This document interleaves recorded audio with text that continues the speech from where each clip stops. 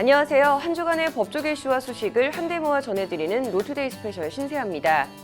케이블 음악 채널 엠넷의 오디션 프로그램 프로듀스 X101이 국민 프로듀서라는 애칭과 함께 폭발적인 인기를 끌었지만 시청자들의 투표 결과를 조작해 국민 사기극으로 판명났습니다.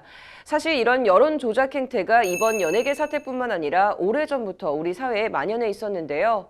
그래서 저희 법률방송은 지난 6일부터 5차례에 걸쳐 여론 조작에 따른 왜곡 현상을 짚어보고 관련된 문제점들을 진단하는 기획을 준비했습니다. 여론조작공화국 리포트 보시겠습니다. 경제협력개발기구 OECD가 회원국들을 조사해 한눈에 보는 정부라는 보고서를 2년에 한 번씩 발간하고 있습니다.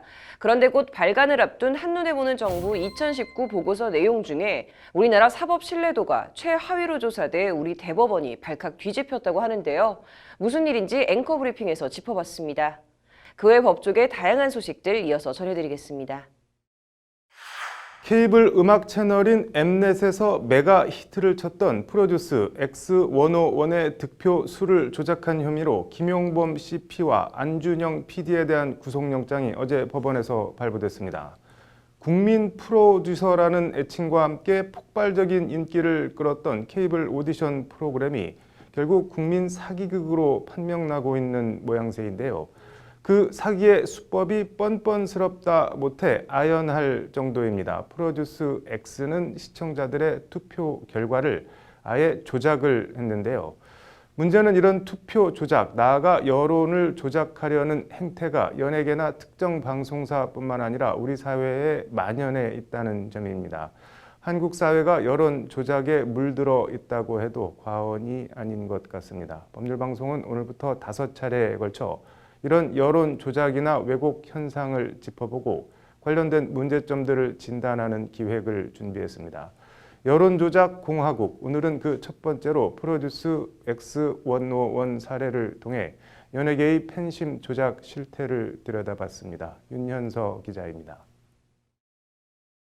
케이블 채널 엠넷 오디션 프로그램 프로듀스 X101의 득표수를 조작한 사기 등 혐의로 김용범 CP와 안준영 PD에 대한 법원 구속영장이 어제 저녁 발부됐습니다. 이들은 아이돌 그룹 멤버 발탁을 위한 프로듀스 101 시즌 4번째 생방송 경연에서 시청자들의 유료 문자 투표 결과를 조작해 특정 기획사 후보자가 뽑히도록 한 혐의입니다. 서울중앙지법 명재권 영장전담 부장판사는 범죄 혐의가 상당 부분 소명되고 사안이 중대하다, 수사 경과 등을 비춰봤을 때 구속의 사유와 필요성, 상당성이 인정된다고 밝혔습니다. 투표 조작 범죄 혐의가 상당 부분 소명이 됐고 또 조작 행위로 인해서 어떤 그 혜택의 대상이 되는 연습생의 순위가 바뀔 가능성뿐만 아니라 온 국민의 관심을 받는 프로그램의 결과를 조작한 만큼 법원은 사안이 중대하다고. 프로듀스 X101은 모두 101명의 아이돌 연습생들이 출연해 춤과 노래 경연을 하고 시청자 투표를 통해 단계별로 연습생들 일부를 탈락시키며 마지막 살아남은 연습생들이 실제 아이돌 그룹으로 데뷔하는 형식의 오디션 서바이벌 프로그램입니다.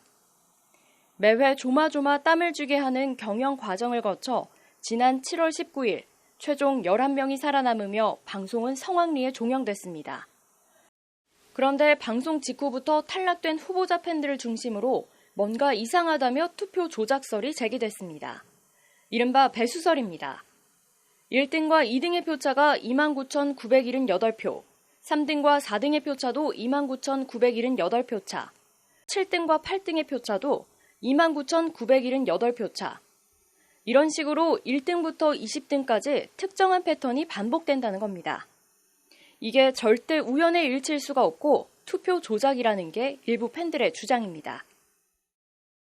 이 같은 의혹 제기에 엠넷은 자체 조사를 거쳐 같은 달 24일 집계 과정에 오류는 있었지만 순위 자체는 변동이 없었다는 취지의 해명을 내놨습니다. 하지만 팬들은 엠넷의 해명은 믿을 수 없다며 진상조사위원회를 꾸려 엠넷을 보유하고 있는 CJ ENM과 프로듀스 X 제작진, 기획사 관계자 등을 사기 및 위계에 의한 업무방해 혐의로 수사기관에 고발했습니다. 실제 프로듀스 X 최종 데뷔조에 선발된 11명 가운데 최소 2~3명은 원래 탈락 대상이었는데 투표 조작을 통해 멤버에 뽑힌 것으로 경찰은 파악하고 있습니다. 일부 특정 기획사에서 내보낸 연습생들을 최종 멤버로 뽑아주기로 사전에 각본을 짜고 형식만 오디션 시청자 투표로 생존자들이 결정되는 것처럼 프로그램을 굴려왔다는 겁니다. 결국 껍질만 시청자 투표를 가장한 오디션 경연 프로그램이었지 실제는 대국민 사기극이었다는 것이 지금까지 수사 결과입니다. 100원 유료 문자를 이용한 이용자들에 대해서는 사기죄가 성립될 수 있고요. 그리고 이제 타인의 사물을 처리하는 어떤 입장이기 때문에 제작진들이 이게 배임 수재가 될 수가 있습니다. 이 와중에 프로그램 메인 PD인 안준영 PD는 강남의 유흥주점에서 연예기획사 관계자들로부터 수시로 접대를 받은 것으로 전해졌습니다. 경찰은 모종의 대가가 오갔는지 안 PD에 대한 배임 수재 혐의도 함께 들여다보고 있습니다. 경찰은 이와 함께 프로듀스 101 네 번째 시즌뿐만 아니라 첫 번째부터 세 번째까지 모든 시즌을 대상으로 투표 조작이 있었는지 수사하고 있습니다. 경찰은 나아가 프로듀스 101 말고도 다른 경연 프로그램으로까지 수사 대상을 넓혀 이참에 방송계 조작 실태 전반을 들여다볼 방침입니다.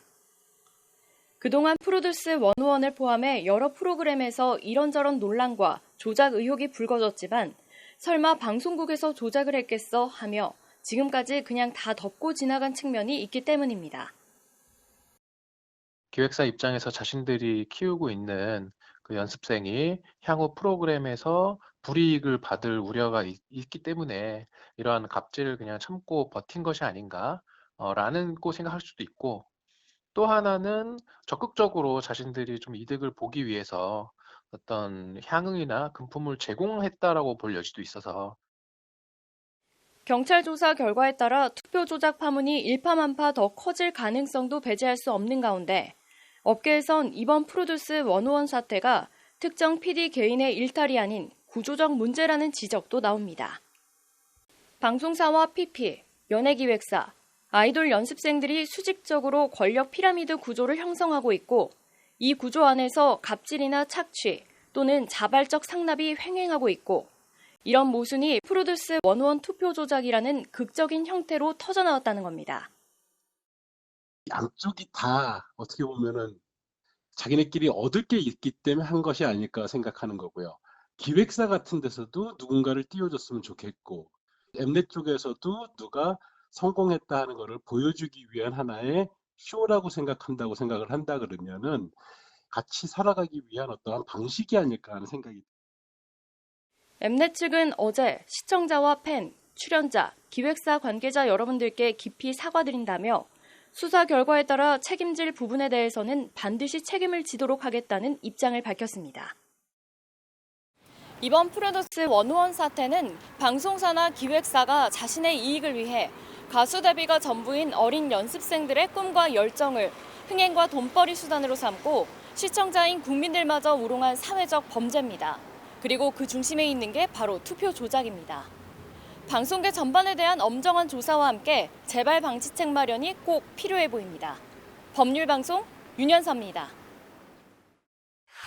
법률방송은 어제 여론조작공화국 첫 번째 보도로 방송가와 연예계에 만연한 투표 조작 실태를 보도해드렸는데요. 오늘은 그 두 번째로 댓글 알바와 실검 전쟁으로 대변되는 온라인 여론 왜곡이나 조작에 대해 얘기해 보겠습니다. 신세아 기자입니다. 지난 1일 국회에서 열린 청와대를 상대로 한 국회 운영위원회 국정감사. 나경원 자유한국당 원내대표가 북한 미사일 발사 능력 관련 정의용 국가안보실장을 몰아세우며 우기지 좀 마세요라고 하자 다혈질인 강기정 정무수석이 우기다가 뭐냐고 맞받아칩니다. 강기정 수석! 우기다가 뭐예요? 우기다가 뭐예요? 내가 증인이야! 우기다가 뭐예요? 우기다가! 이후 언론에선 이른바 버럭 강기정 관련 기사가 본물 터진 듯 쏟아져 나옵니다. 이 가운데 나 원내대표가 강기정 수석이 국회에 올 이유가 없다며 강 수석 경질을 요구하는 기사입니다. 기사엔 댓글이 수백 개 달렸는데 반응은 극과 극입니다. 청와대는 조폭들 집단, 문재인이가 두목, 강기정은 행동대장이라고 직설적으로 여권을 비난하는 댓글들도 있고 나베는 딸 부정입학, 너네 집안 홍신학원 입시비리, 채용비리, 조세 포탈, 횡령조사 받아라 라고 나 원내대표를 비난하는 댓글들도 있습니다. 그런데 11시 6분에 LI 여자 김성태 같으니라고 이라는 댓글을 단 네티즌은 5분 뒤인 11시 11분에 경원아 넌 국회에 있을 이유가 없다라는 댓글을 또 달았습니다. 이처럼 한 네티즌이 같은 기사에 여러 건의 댓글을 다는 걸 찾는 건 크게 어렵지 않습니다. 버럭 강기정과 관련된 또 다른 기사입니다. 강기정, 노영민, 그리고 청와대에 있는 놈들, 한심한 것들이라는 댓글을 단 네티즌의 다른 댓글 모음들을 찾아 들어가 봤습니다. 오늘 오후 2시간 남짓한 시간에만 강수석과 청와대를 비판하는 댓글을 3차례 달았습니다. 같은 기사의 댓글을 반복해서 달거나 관련 기사를 여기저기 옮겨다니며 비슷한 댓글을 다는 패턴. 뚜렷한 증거가 없음에도 댓글 알바 논란과 의혹이 끊임없이 제기되는 이유입니다. 그리고 이는 자신의 의견과 다른 댓글을 다는 사람들을 댓글 알바로 치부하는 폄하와 혐오로 이어집니다. 특정한 정치 기사에 그녀과 아무 상관없는 글을 정치적으로 치우친 글을 한 사람이 여러 개 달고 이렇게 돼서 댓글의 가치를 떨어뜨리고 자칫하면 몇 사람이 한 마리 그 미꾸라지가 물다 흐려놓는 것처럼 이 몇몇 사람의 행동이 이런 언론기관에 대한 폭넓은 그런 폄하나 혐오 이렇게 이어질 수 있어서 댓글이라는 형식을 빌어 의사표현을 자주 많이 하는 것 자체를 문제 삼을 수는 없습니다. 그렇지만 특정 기사에 댓글을 달도록 집단적, 조직적으로 독려하거나 특정 단어를 실시간 검색어로 밀어올리는 이른바 실검 전쟁은 어떻게 봐야 할까요? 조국 전 법무부 장관 임명과 검찰 수사, 사퇴까지 1년의 과정에서 벌어진 실검 대전이 단적인 예입니다. 문재인 대통령과 조 전 장관 지지자들은 조국 힘내세요, 법대로 임명, 보고 있다 정치검찰, 정치검찰 아웃 등의 단어를 인위적으로 실시간 검색어 1위로 밀어 올렸습니다.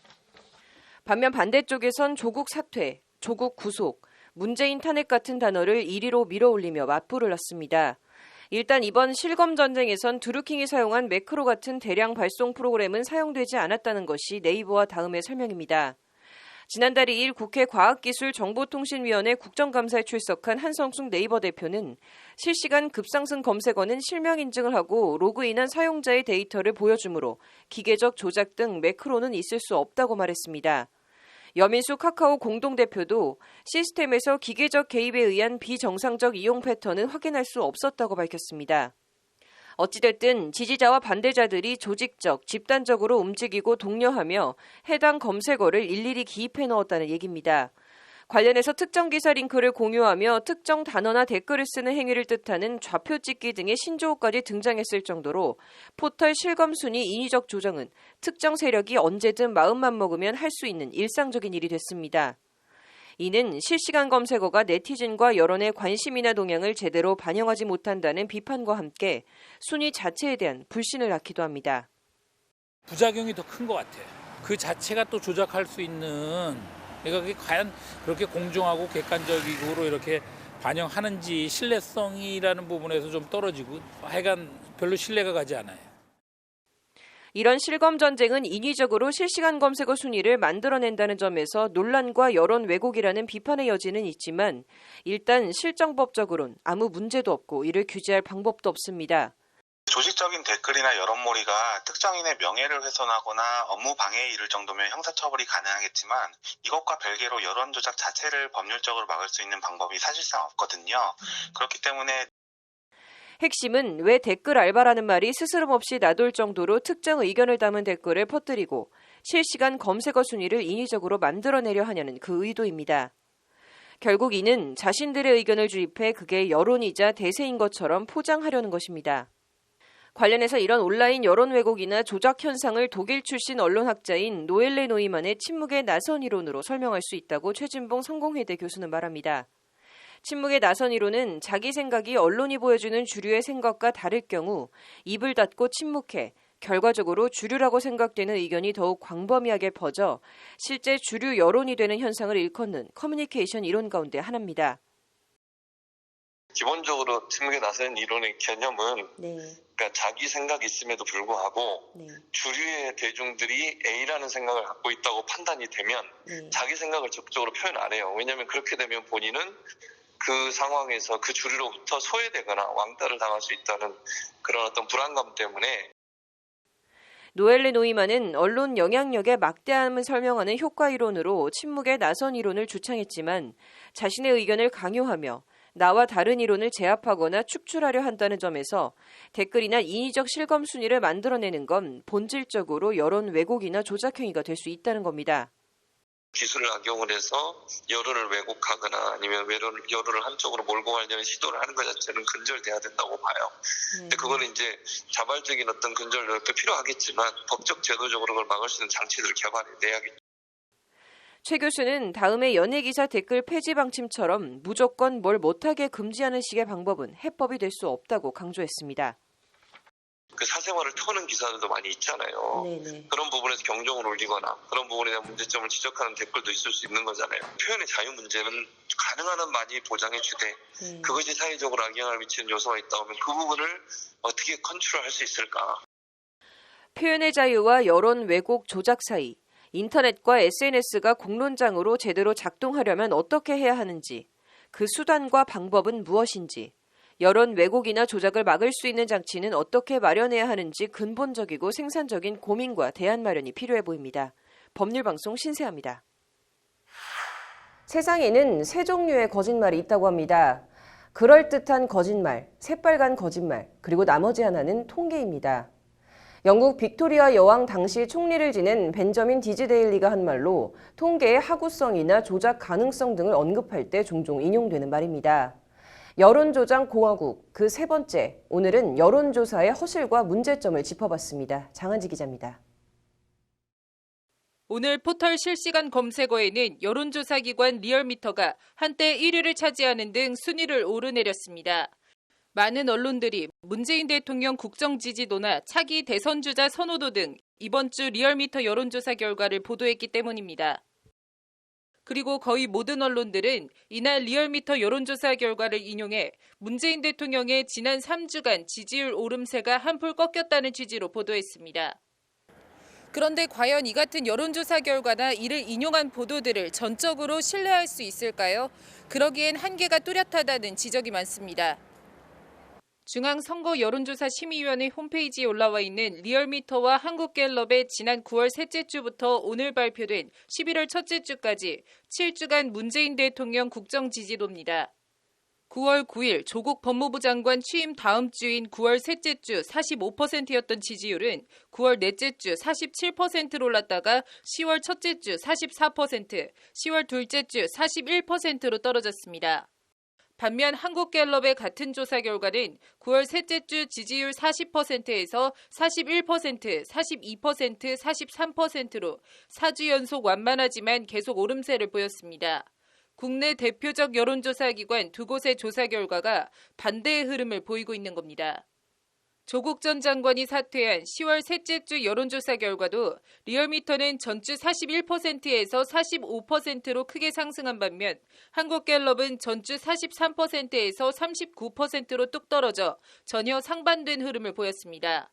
특정 시점의 조사 결과가 양대 기관 간 차이가 나는 건 둘째치고 흐름과 경향을 본다는 여론조사 결과가 조사 기관에 따라 달리 나타나고 있는 겁니다.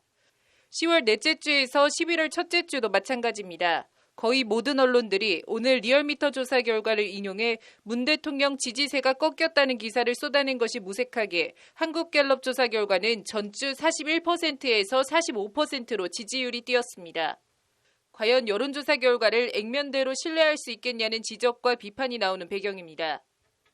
대체적으로 지금 이렇게 전문가 사이에서도 그렇고요. 이제 두 조사 간의 차이가 나는 이유가 일단 조사 방법상에 있어서의 그런 차이에서 발생이 되는 측면이 있다. 네. 그런 얘기를 많이 합니다. 그러니까 결국 여론조사를 신뢰할 수 있는지 여부는 두 가지 측면을 묻고 따져봐야 합니다. 질문을 어떻게 했느냐와 누가 답변을 했느냐 이 두 측면입니다.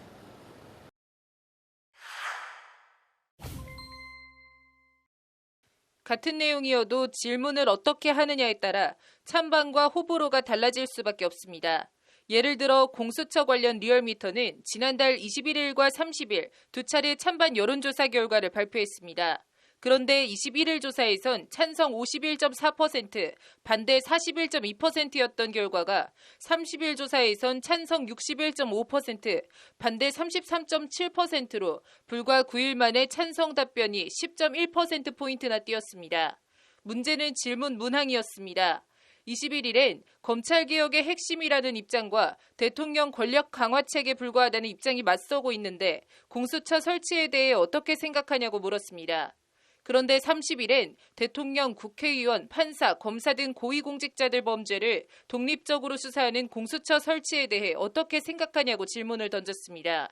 대통령 권력 강화라는 부정 문구가 사라지고 고위공직자 범죄 독립적 수사라는 긍정 문구가 대신 들어간 겁니다. 결과는 공수처 설치 찬성 10.1%포인트 급상승이었습니다. 질문지를 한번 보세요. 그게 그 사전 척도가 아니라 그냥 잘하고 있다, 잘못하고 있다만 다짜고짜 돼 있고 희한하게 만들어놨네.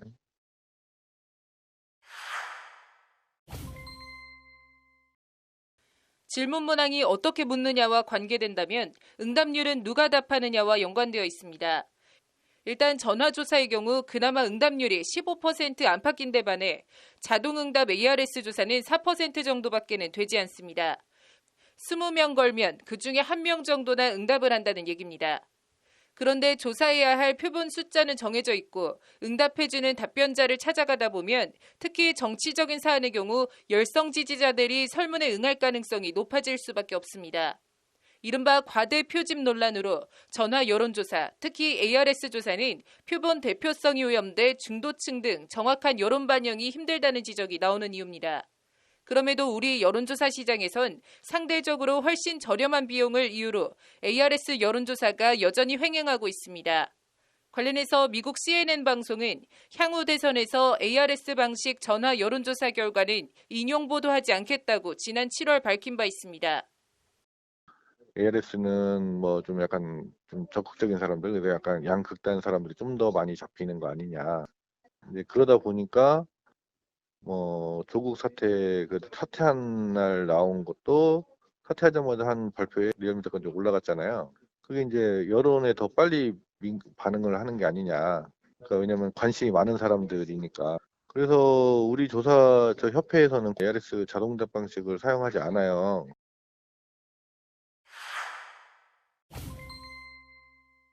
그 밖에 표본 추출 자체를 지적하는 목소리도 있습니다. 여론조사 기관들은 영업비밀이라는 이유로 표본 추출 방식 등에 대해 일절 비밀로 유지하고 있지만 과연 대표성을 담보할 수 있는 방식으로 표본이 추출되느냐 등에 대한 의심이 끊임없이 제기되고 있는 게 현실입니다. 그냥 편향되게 조사하고 있진 않고요. 조사 기관마다 조사 방법도 다르고 조사하는 기간도 다르기 때문에 알 수 있는 거고요. 톤도 다르기 때문에. 현대 대의정치민주주의는 여론조사와 떼래야 뗄 수 없는 관계를 맺고 있습니다. 여론조사 결과가 나올 때마다 정치적 유불리를 따져 왜곡과 조작 논란이 제기되는 게 아닌 논란을 종식시킬 수 있는 제대로 된 여론조사를 위한 대안 마련이 필요해 보입니다. 법률방송 장한지입니다. 선진국 클럽 OECD가 영어로는 Government at a Glance, 한눈에 보는 정부라는 보고서를 경년으로 내고 있습니다. 그런데 한눈에 보는 정부 2019 보고서 발간을 앞두고 우리 대법원이 발칵 뒤집혔다고 합니다. 무슨 일일까요? 앵커 브리핑입니다. OECD 홈페이지입니다. 검색창에 Government at a Glance를 치면 관련 내용들이 주르륵 뜹니다. 2011년, 2013년, 2015년 가장 최근에 발간된 게 한눈에 보는 정부 2017 보고서입니다. 보고서는 재정과 경제, 고용과 급여, 예산, 인적자원 관리, 공공부문 청렴, 규제 거버넌스, 정부 성과, 대시민 서비스 등 한 국가의 역량을 총체적으로 평가하고 있습니다. 2017 보고서의 경우 요약본은 20페이지지만 원 보고서는 270쪽 넘는 보고서에 각 분야별, 주제별로 OECD 국가들에 대한 평가 결과가 빽빽하게 기재되어 있습니다.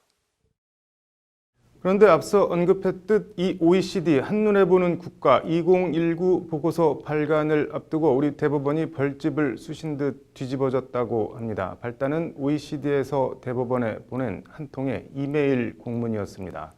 내용은 OECD 가입 37개 나라에 대한 사법 시스템에 대한 신뢰도 조사를 해보니 우리나라가 37개 나라 가운데 최하위로 나타났다며 이에 대한 코멘트를 구해온 겁니다.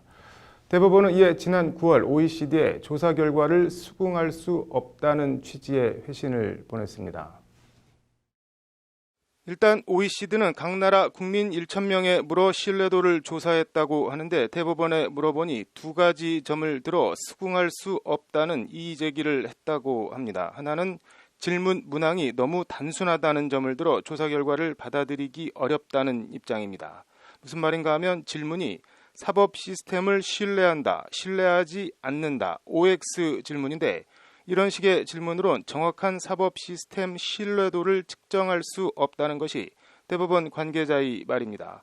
통상 이런 신뢰도 조사의 경우엔 매우 신뢰한다에서 매우 신뢰하지 않는다까지 5점 척도로 조사하는 게 일반적이긴 합니다. 대법원은 또 질문 문항 자체에도 문제가 있다는 입장입니다.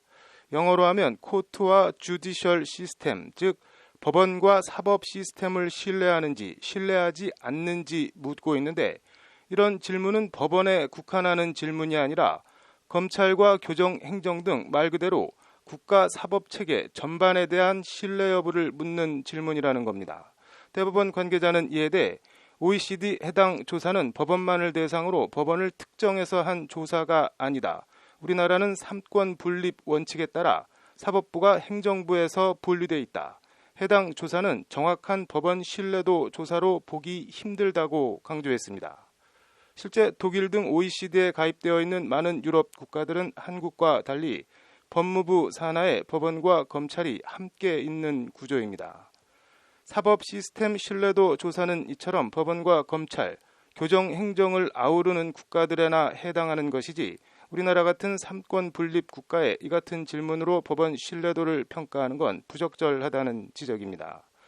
한마디로 검찰을 불신한다는 건지 구치소나 교도소 같은 교정, 행정을 불신한다는 건지 법원을 불신한다는 건지 구분이 모호해 타당도와 신뢰도 모두 떨어져 받아들일 수 없다는 겁니다. 사실 OECD 한눈에 보는 국가 보고서가 법원에서 논란이 된 건 이번이 처음이 아닙니다. 2017년에도 비슷한 사단이 있었고 당시에도 대법원은 이번과 같은 취지의 답변을 보냈고 결과적으로 사법 시스템 신뢰도 조사 결과는 보고서에서 빠졌습니다. 이와 관련 대법원 관계자는 우리 법원의 이의 제기에 합리성이 있어서 OECD가 이를 보고서에 싣는 것이 부적절하다고 판단해 수용한 것 아니겠냐고 반문하며 올해에도 보고서에서 빠지지 않겠냐고 말했습니다. 실제 2017년 보고서를 보면 분쟁이나 소송과 관련한 법률 및 사법제도 접근성이나 민사사법 서비스의 적시성, 재판제도의 효과성과 공정성 등 항목 조사 결과는 실려 있지만 사법 시스템 신뢰도 조사 결과는 없습니다. 그리고 각 항목마다 편차가 있긴 하지만 우리 법원은 적어도 하위권은 아니고 OECD 국가들 가운데에서도 중, 상 정도의 평가를 받았습니다. 관련해서 OECD 한눈으로 보는 정부 보고서는 그 전에 평가한 것을 정리해 이듬해 발간합니다. 2019 보고서는 2018년에 평가한 자료입니다. 2018년이면 박근혜, 이명박 전 대통령, 양승태 전 대법원장 등 이른바 적폐 수사와 재판이 한창 불을 뿜던 시절입니다. 지금도 그렇지만 여론이 극과 극으로 나뉘었던 때이기도 합니다. 37개 나라에 걸쳐 방대한 항목을 조사하려다 보니 OECD가 5점 척도가 아닌 신뢰한다, 신뢰하지 않는다, OX로 묻긴 했지만 어쨌든 그 조사에서 우리나라 법원과 검찰을 포함한 사법 시스템이 OECD 37개 나라 가운데 꼴찌를 차지한 건 움직일 수 없는 사실입니다. 관련해서 법원만 놓고 보면 김명수 대법원장의 이른바 코드 인사에 등을 돌린 것이 아니냐는 지적이 나올 수도 있는데 이를 어떻게 생각하냐는 질문에 대법원 관계자는 드릴 말씀이 없다고 했지만 뉘앙스는 수긍할 수 없다로 읽혔습니다. 이번 사건을 보며 든 생각은 우린 모른다, 법원만에 대한 평가 결과가 아니다고만 할 게 아니라 OECD에 이의 제기를 할 건 하되 법원 그리고 검찰 모두 우리 국민들이 왜 그렇게 야박하고 냉랭한지 대한민국 사법 시스템을 불신하고 있는지 성찰의 계기로 삼았으면 하는 바람입니다. 앵커 브리핑이었습니다. 이영애, 김태희, 이효리, 신민아, 수지 등등 우리나라 연예계를 주름잡고 있는 당대 최고 스타들의 이름입니다. 이들의 또 다른 공통점은 소주 모델이었다는 점입니다. 그런데 앞으로는 이런 여성 톱스타들의 얼굴이 소주병에서 사라질지도 모르겠습니다. 이슈플러스 장한지 기자입니다. 서울의 한 편의점 주류 판매됩니다. 밝은 하늘색 반팔을 입은 배우 겸 가수 수지가 경쾌한 표정으로 소주잔을 들고 마치 같이 마셔요 하는 표정을 짓고 있는 사진이 소주병에 붙어 있습니다. 다른 브랜드의 소주병엔 요즘 대세 아이돌인 레드벨벳 아이린이 어깨를 드러낸 옷차림으로 무표정하게 입술을 반쯤 벌리고 소주잔을 들고 있는 사진이 보입니다. 이영애, 김태희, 이효리, 하지원, 이민정, 신민아, 아이유 등 연예계를 풍미했던 당대 여성 톱스타들 얼굴이 소주병을 장식한 지는 꽤 됩니다. 소주 대전을 벌이고 있는 주류 회사들이 자신들이 컨셉으로 잡은 부드러움이나 깨끗함 등을 강조하기 위해 여성 톱스타 연예인들의 이미지를 소주병으로 끌어온 겁니다. 이에 술 권하는 사회를 조장한다는 비판과 함께 여성을 성적으로 대상화하고 상품화한다는 논란은 어쩔 수 없이 꼬리표처럼 따라다녔습니다. 여성 연예인을 그런 식으로 소비하는 그런 부분은 문제가 있다고 저는 생각해요. 술 권하는 내지는 술자리 옆에서 안주 삼아서 이야기할 수 있는 그런 존재? 이에 대해 주류 회사 측은 여성의 사회 진출이 늘어나는 등 달라진 사회 트렌드를 반영한 광고지 성상품화 논란과는 상관이 없다고 선을 그었습니다. 소주가 저도화가 되고 그리고 여성들의 이제 사회 진출이나 이런 게 많이 되면서 같이 술자리가 늘고 이러면서 여성들도 편안하게 마실 수 있는 술이라는 걸 대변하기 위해서 사실 여성 모델들이 기용이 됐던 거고요. 이런 가운데 보건복지부가 오늘 소주병 등 주류 용기에 연예인 사진을 부착하지 못하게 하는 방향으로 관련 규정을 개정하겠다는 뜻을 밝혔습니다. 현행 국민건강증진법 시행령 10조 별표 1 광고의 기준은 1호에서 11호까지 모두 11가지가 있는데 여기에 주류 용기에 관련한 규정이 적시된 것은 없습니다. 다만 기준 1호는 음주 행위를 지나치게 미화하는 표현은 못하도록 하고 있는데 연예인 사진 부착이 음주 미화인지는 불분명한 측면이 있습니다. 이에 관련 기준을 명확히 해 주류 용기에 연예인 얼굴 부착을 금지하도록 하겠다는 것이 보건복지부 계획입니다. 이를 통해 마치 여성 연예인이 마시는 술을 나도 또는 여성 연예인과 함께 술을 마신다는 식의 착시 효과나 후광 효과를 걷어내겠다는 겁니다. 네, 같이 먹는다는 느낌도 있고요. 또 기분이 좋아지는 거잖아요. 아무것도 없는 거에 비해서 또 이 연예인이 이거를 광고를 하고 있기 때문에 정말 뭐 깨끗할 거다. 진짜 아침 이슬처럼 이슬처럼 깨끗할 거다라는 그러한 이미지 효과, 그 연예인에 따른 후광 효과 이러한 것들이 작용하지 않나 싶어요. 실제 우리나라는 선진국 클럽이라는 OECD 국가 가운데 술병에 여자 연예인 얼굴을 붙이고 있는 유일한 국가로 알려졌습니다. 같은 1급 발암물질인 담배엔 폐암이나 설암 등 끔찍하지만 경각심을 일으키는 사진이 붙어 있는데 유독 소주병에만 화사하고 섹시한 여성 연예인들 얼굴이 붙어 있는 건 말이 안 된다는 게 소주병에서 여성 연예인 얼굴을 떼어내어야 한다는 쪽의 주장입니다. 결국 음주 미화와 술 권하는 사회 조장이라는 비판에서 자유로울 수 없다는 겁니다. 광고를 만들 때 광고 이미지란 이런 거 다 연구해서 만든단 말이죠. 이러한 여성 연예인들을 광고 모델로 쓰는 거가 어떤 취지에서 하는 건지, 거기에 대한 철학은 뭔지 이러한 것들을 도리어 더 묻고 싶거든요. 그러니까 그거에 대한 답이 없는 건 아닌가. 반면 주당들 가운데에는 그나마 소주라도 좀 마음 편하게 마시면 안 되냐는 식의 반발도 만만치 않습니다. 돼지고기엔 돼지도살 장면을 사이다나 콜라엔 이 다 썩은 사진을 붙여서 못 먹게 하지 왜 소주만 가지고 새삼 난리냐는 반발입니다. 업계 측도 조심스러운 반응입니다. 근데 어쨌건 저희 쪽은 규제가 많은 분야라 가지고 그런 정부의 그런 규제에 대해서 저희가 뭐 이렇다 저렇다 말하기는 조금 개별적인 경우에서 좀 조심스러운 부분이 있네요. 뭐 음주를 예하거나 뭐 이런 의도를 가지고 하지는 않잖아요.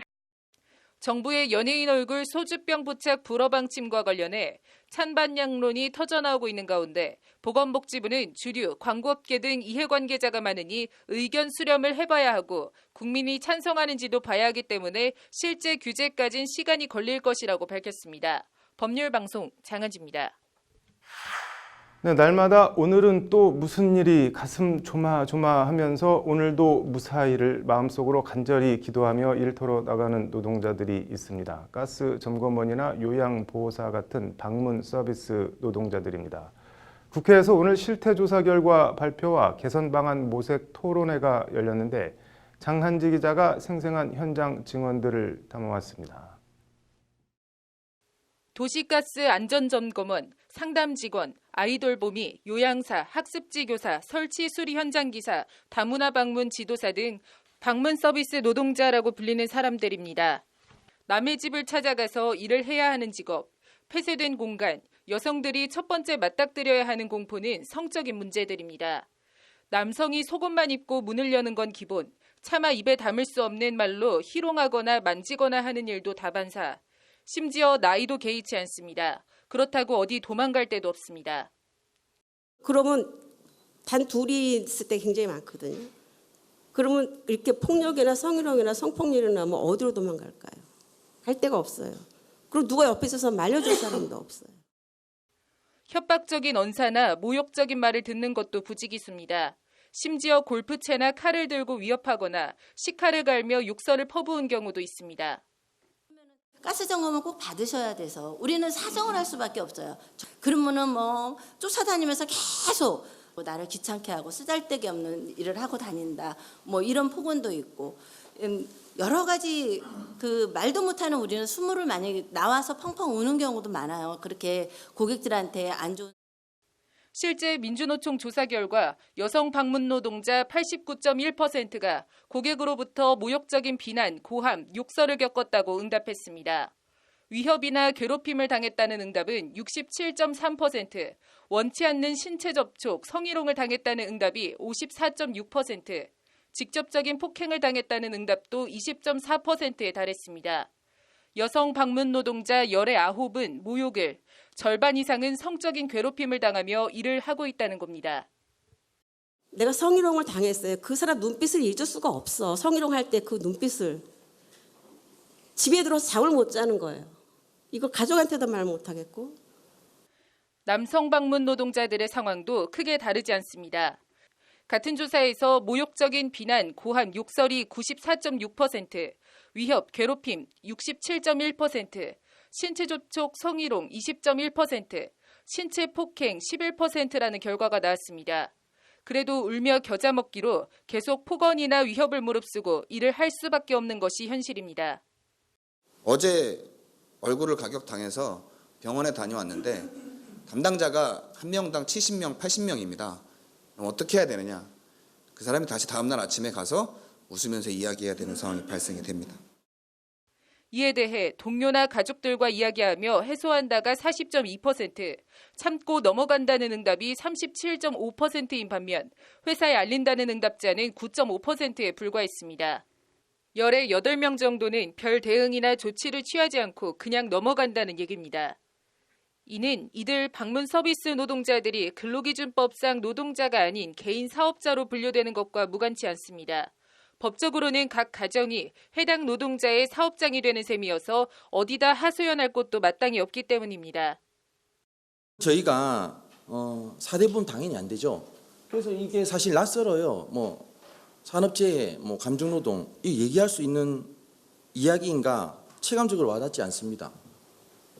저것들은 다 정규직 직원들을 위해서 있는 게 아닌가 싶습니다. 이에 산업안전보건법 제26조에서 규정하고 있는 업무 중지권을 방문 서비스 노동자들에게도 적용해달라는 것이 이들의 최우선적인 요청입니다. 폭언이나 협박, 모욕, 성희롱이나 성추행 같은 상황이 벌어지면 산업안전 위험 수준에 준해 합법적으로 업무를 중단할 수 있는 권리를 달라는 겁니다. 위험 상황 발생했을 때 업무를 중지할 수 있으면 좋겠다라는 답이 가장 많이 나왔습니다.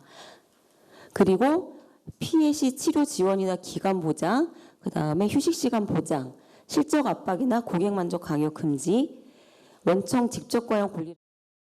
토론회 참석자들은 이를 위해선 방문 서비스 노동자 고용 사업주에 대한 의무 강화와 2인 1조 작업 법제화 등 법제도 정비가 필요하다고 한 목소리로 지적했습니다. 문제가 터지고 이슈가 될 때마다 하나씩 땜질식으로 처방하는 것이 아니라 근본적이고 체계적인 산업안전보건 대책 마련이 필요해 보입니다. 법률방송 장한지입니다.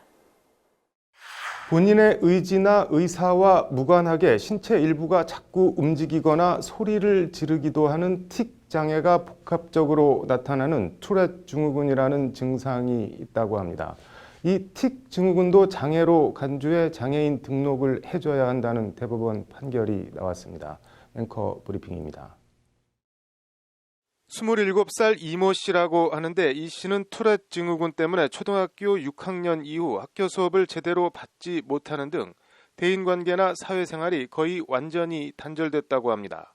이 씨가 내는 소음과 고성 때문에 이웃 주민들의 민원과 항의가 이어져 아파트 생활이 어려워져 경기도 교외의 주택으로 이사까지 해야 했을 정도로 증상이 심각했습니다. 이에 이 씨는 2005년 4월 받은 투렛 증후군 진단을 근거로 2015년 7월 거주하던 경기도 양평군에 장애인 등록을 신청했지만 반려당했습니다. 장애인 복지법 시행령이 정한 15가지 장애 종류 중 투렛 증후군이 없다는 게 양평군의 반려 사유였는데 이 씨는 이에 불복해 소송을 냈습니다. 1심은 양평군 손을 들어줘 원고 패소로 판결했습니다. 한정된 재원을 가진 국가가 일정 종류 기준에 해당하는 장애인을 장애인 복지법 적용 대상으로 삼아 우선 보호하도록 한 것이 평등 원칙에 위반된다고 보기 어렵고 해당 시행령 조항이 합리성과 타당성을 결여했다고 볼 사정도 없다는 것이 1심 재판부 판단입니다. 2심은 하지만 행정입법 부작위를 사유로 이 씨 손을 들어줘 원고 승소로 판결했습니다. 틱장애에 관해 아무 규정을 두지 않은 행정입법 부작위로 인해 장애인 복지법령에 따른 장애인 등록을 받을 수 없게 돼 합리적 이유 없이 장애인으로 불합리한 차별을 받고 있음이 인정된다. 이는 헌법의 평등 규정에 위반돼 위법하다는 것이 2심 재판부 판단입니다. 대법원도 오늘 2심 판결이 옳다며 이 씨가 양평군을 상대로 낸 장애인 등록 신청 반려처분 취소 소송에서 원고 승소 판결한 원심을 확정했습니다. 대법원은 투렛 증후군이 그 증상이나 이로 인해 협조적 대인관계가 곤란하다는 점 등에선 뇌전증 장애, 사회 적응 및 복귀 가능성이 희박하다는 점에선 정신장애와 각각 유사한 측면이 있다고 봤습니다. 이 씨는 투렛 증후군이라는 내부기관 장애 또는 정신질환으로 발생하는 장애로 오랫동안 일상, 사회생활에서 상당한 제약을 받은 사람에 해당함이 분명해 장애인 복지법을 적용받는 장애인이다는 것이 대법원 판단입니다. 대법원은 이에 양평군은 해당 시행령 조항 중 이 씨의 장애와 가장 유사한 종류의 장애 유형에 관한 규정을 유추 적용해 장애인 등급을 판정, 이 씨에게 장애 등급을 부여하는 등 조치를 해야 한다고 판시했습니다. 특정 장애가 장애인 복지법 시행령 조항에 명시적으로 규정되어 있지 않아도 그 장애를 가진 사람이 장애인 복지법상 장애인이 분명하고 단순한 행정입법 미비가 있을 뿐이라 보이는 경우 행정청은 장애인 등록 신청을 거부할 수 없다는 것이 대법원 설명입니다. 대법원은 이 경우 행정청은 시행령 조항 중 해당 장애와 가장 유사한 장애 유형에 관한 규정을 찾아 유추 적용해 최대한 모법 취지와 평등 원칙에 부합하도록 운영해야 한다고 덧붙였습니다. 해당 장애와 가장 유사한 장애 유형에 관한 규정을 찾아 유추 적용하라는 대법원 판결이 인상적입니다. 소수와 약자를 위한 합리적 판결들이 많이 나와 우리 사회가 더 포용적이고 따뜻해졌으면 하는 바람입니다. 앵커 브리핑이었습니다. 오늘 서울고법에선 30대 상습 음주운전자에 대한 좀 특별한 결심 공판이 열렸습니다. 이른바 치유법원이라는 단어만 들으면 뭔가 따뜻해 보이는데 아직은 좀 낯설기도 한 재판입니다. 오늘 앵커 브리핑은 치유법원에 대해 얘기해 보겠습니다. 34살 허무 씨는 지난 1월 술을 마시고 차를 몰다가 진로 변경하는 다른 차량을 들이받는 사고를 냈다고 합니다. 허 씨는 피해자 구호 등 필요한 조치를 취하지도 않았고 출동한 경찰의 음주 측정 요구에도 불응했습니다. 통상 음주 측정에 불응할 경우 면허 취소 수준에 준해 처벌합니다. 거기다 허 씨는 과거에도 음주운전으로 벌금형을 2번 선고받은 전력이 있습니다. 특정범죄 가중처벌 등에 관한 법률 위반 도주치상 혐의로 기소된 허 씨에 대해 1심 법원은 징역 1년의 실형을 선고하며 법정 구속했습니다. 이에 허 씨는 음주운전은 잘못했지만 징역형 실형은 형량이 너무 무겁다며 항소했습니다. 항소심 첫 재판이 열리던 지난 8월 23일 재판장인 서울고법 형사1부 정준영 부장판사는 허 씨에게 치유법원 프로그램 시범 실시를 제안했습니다. 치유법원 프로그램은 재판부가 직권으로 피고인을 석방한 뒤 일정 기간 정해진 규칙을 준수하도록 한 뒤 규칙 준수 여부를 지켜보며 재판을 진행하는 방식입니다. 허 씨에 대해 정해진 규칙은 석 달 동안 밤 10시 전 귀가, 그리고 무조건적인 금주였습니다. 술에 대한 절제력과 책임감을 키워 알코올 의존을 차단해 술을 끊게 하자는 취지입니다. 치유라는 이름이 붙은 것도 이 때문입니다. 우리 법원에서 공식적으로 시행하고 있는 프로그램은 아니고 재판장 직권으로 말 그대로 시범 실시해보는 프로그램입니다. 허 씨의 변호를 맡은 법무법인 장원택 변호사와 통화를 해보니 항소심 첫날 다른 음주운전 사고 재판과 다름없이 평소대로 재판을 진행하러 갔는데 재판부가 치유법원 프로그램을 제안해서 좀 의외였다고 밝혔습니다. 재판부가 직권으로 치유법원 프로그램을 제안할 순 있지만 검사와 피고인, 변호인, 피고인 가족의 동의까지 다 받아야 해당 프로그램을 시행할 수 있다는 게 정원택 변호사의 설명입니다. 금주를 하고 있는지 어떻게 체크하냐고 물었더니 허 씨가 매일 밤 11시 전까지 10초에서 15초가량 귀가 시간과 금주 여부 등을 직접 말하는 동영상과 활동 보고서를 비공개 온라인 카페에 올리는 식으로 점검이 이뤄졌다고 합니다. 이렇게 올라온 동영상 등을 피고인과 재판부, 검사, 변호사 등 감독 관여자들이 확인하며 매주 한 번 채팅 방식으로 점검 회의도 진행해왔습니다. 그리고 오늘 열린 항소심 결심 공판은 통상의 형사재판과 달리 지난 석 달간 허 씨의 활동과 금주 사실을 점검하고 소감을 밝히는 방식으로 진행됐습니다. 허 씨는 3개월 금주가 어려운 일인 줄 알았지만 어느새 금주가 습관이 되는 것을 보고 많은 것을 느꼈다며 힘든 일이 있어도 술을 안 먹고 해결하는 법을 알았고 가족과 일상의 소중함을 깨달았다는 소회를 밝혔습니다. 정 부장판사는 치유법원은 피고인이 변화된 삶을 살 수 있도록 기회를 주는 것이다라며 피고인이 성실하게 이행해 온 것에 대해 칭찬을 하고 앞으로 격려를 한다는 차원에서 법정에서 박수를 쳐드리고 싶다고 말했습니다. 결심 공판이니만큼 구형을 해야 하는 검찰은 재판부와 피고인 모두가 열심히 참여해 프로그램이 잘 끝났다고 생각한다며 구체적인 형량을 제시하지 않고 피고인에게 적절한 형을 선고해달라고 재판부에 요청했습니다. 재판부는 앞으로 한 달가량 더 허 씨의 금주 여부를 지켜본 뒤 다음 달 4일 선고기일을 열기로 했습니다. 교도소에 갇혀 타의에 의해 술을 못 먹는 것과 자신의 의지로 술을 자제하고 끊는 것은 하늘과 땅 차이라고 생각합니다. 처벌을 받아도 음주운전이 끊이지 않고 반복되는 이유입니다. 죄에 상응하는 합당한 처벌도 있어야겠고 실질적인 관리 감독 등 보완해야 할 점도 있겠지만 교화나 치유 차원에서 이런 치유법원 프로그램이 제도적으로 더 활성화되면 좋을 것 같습니다. 앵커 브리핑이었습니다.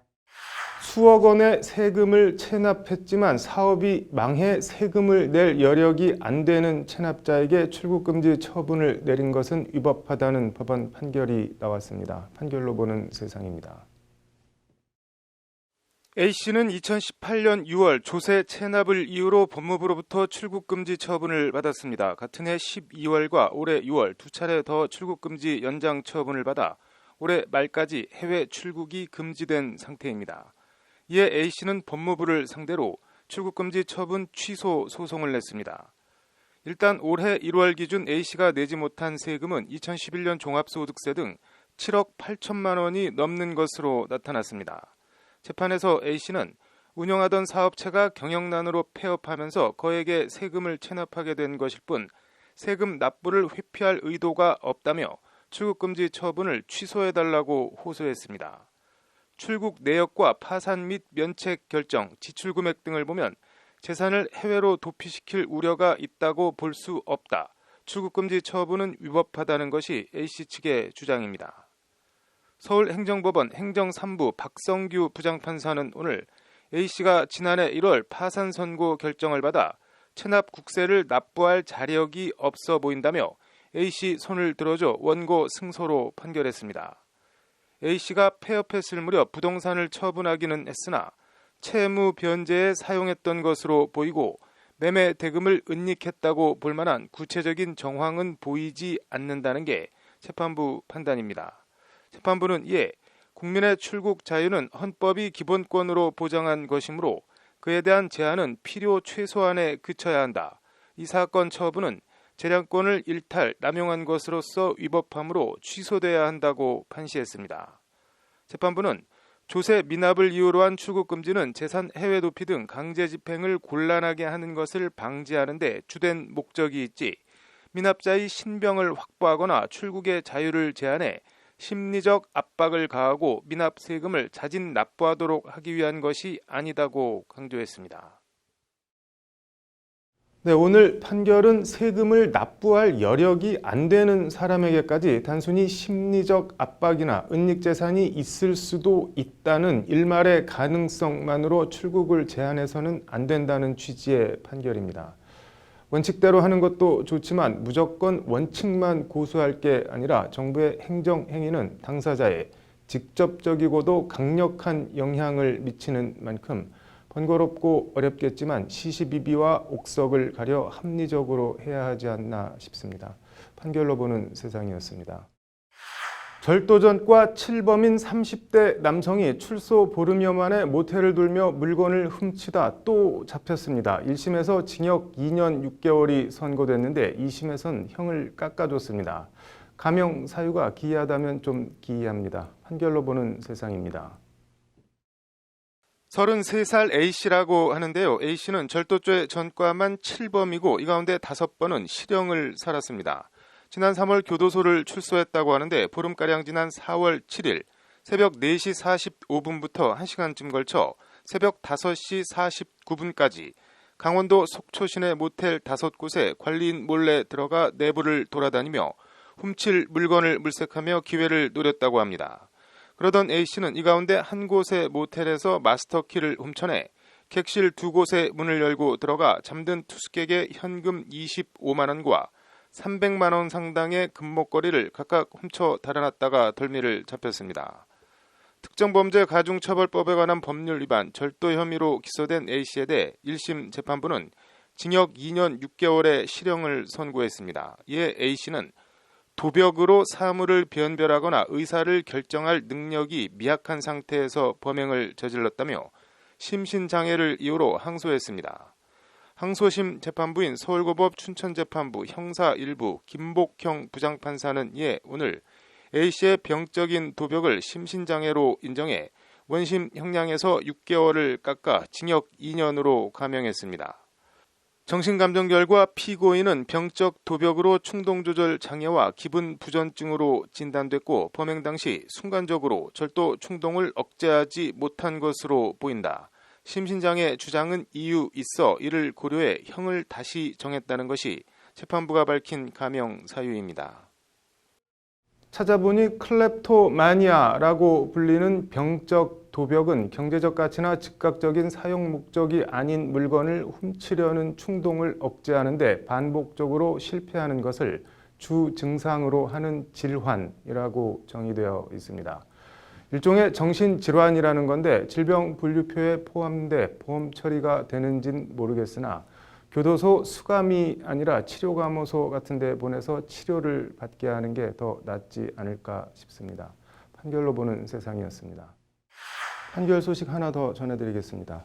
백화점 명품관에서 일하는 사람들 업계 용어로 그루밍이라는 말이 있다고 합니다. 개장 전에 몸단장을 하는 일종의 꾸밈 노동을 뜻하는 단어라고 합니다.